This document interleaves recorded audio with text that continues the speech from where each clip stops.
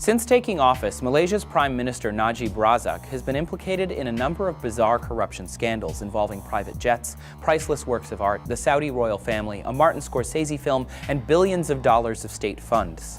In November 2016, thousands of people flooded the streets of Malaysia's capital, Kuala Lumpur, calling for his resignation. So where did all this start? How corrupt is Malaysia's Prime Minister? Well, it all stems back to 2009, when recently elected Najib Razak created a sovereign wealth fund called One Malaysia Development Berhad, better known as 1MDB. Sovereign wealth funds are huge reserves of public money that the government uses to invest, with the goal of growing the fund. Najib reportedly created 1MDB to help turn Kuala Lumpur into a global financial hub. At the time, Malaysia was at the cusp of a huge economic stimulus plan that aimed to make the country a high-income economy by 2020. 1MDB was different than a typical sovereign wealth fund in that it financed itself through borrowing money instead of collecting funds from export revenues or a central bank. 1MDB did a lot of borrowing and quickly amassed a huge amount of debt. In early 2015, it was reported that the state-run fund defaulted on $11 billion it owed to foreign investors. Later that year, the Wall Street Journal found that many of the projects 1MDB invested in, including overseas oil fields and a mine in Mongolia, never actually came to fruition. Seeing potential foul play, Malaysia's Attorney General launched a large-scale investigation to find out where this money was actually going. The investigation found evidence that in 2013, nearly $700 million had been transferred from 1MDB into Prime Minister Najib's personal bank account. However, later it was revealed that this money didn't come from the Sovereign Wealth Fund and instead came from the Saudi royal family, which denied these claims.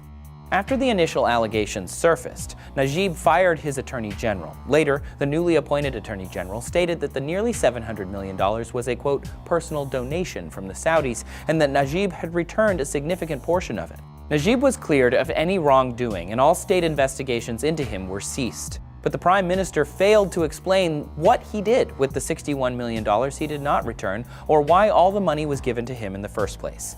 This is far from the only corruption scandal surrounding Najib. During his tenure, the Prime Minister has been the subject of investigations in Hong Kong, Singapore, Switzerland, the United Arab Emirates, and the United States. According to the U.S. Justice Department, $3.5 billion from 1MDB was used to purchase high-end real estate, artwork by Monet and Van Gogh, and a $35 million jet. The money was even allegedly used to fund the film The Wolf of Wall Street, on which Najib's stepson was a producer.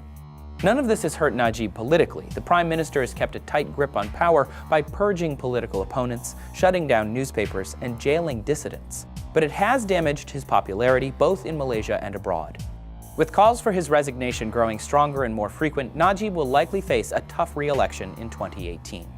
Despite Prime Minister Najib's alleged indiscretions, Malaysia has one of the most stable economies in Southeast Asia. So how does this country compare internationally? Find out in this video. Malaysia's Prime Minister Najib Razak hopes to bolster the country to high-income status by 2020, in part by reducing its dependence on exports, which account for more than 80% of its GDP. Thanks for watching Seeker Daily. Don't forget to like and subscribe for new videos every day.